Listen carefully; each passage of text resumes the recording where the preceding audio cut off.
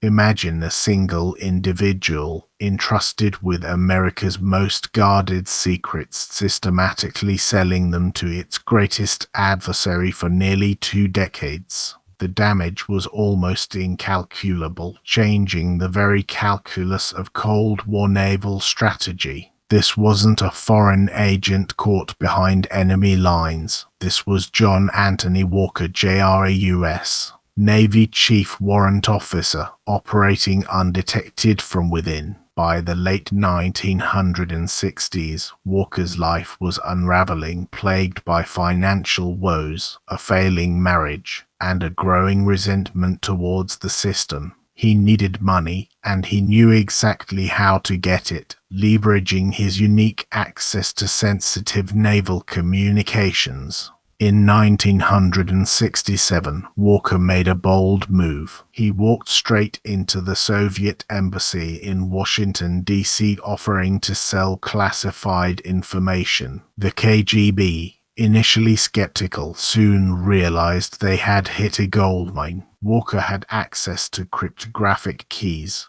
giving the Soviets an unprecedented window into American communications. For years, Walker consistently supplied the Soviets with highly sensitive materials, U.S. Navy fleet movements, submarine locations, and the very codes used to secure communications. This wasn't just data, it was the ability for Soviet submarines to track American vessels, to evade detection, and potentially to achieve a decisive advantage in a naval conflict. The betrayal deepened.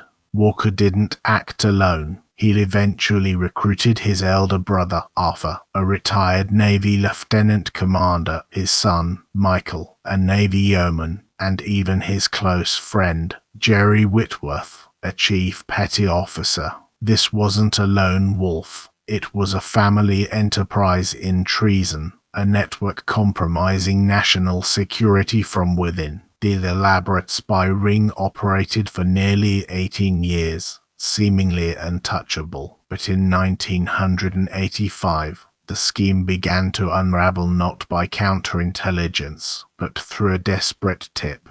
Walker's ex-wife, Barbara, tormented by years of his threats and her own knowledge, finally contacted the FBI, providing the crucial lead.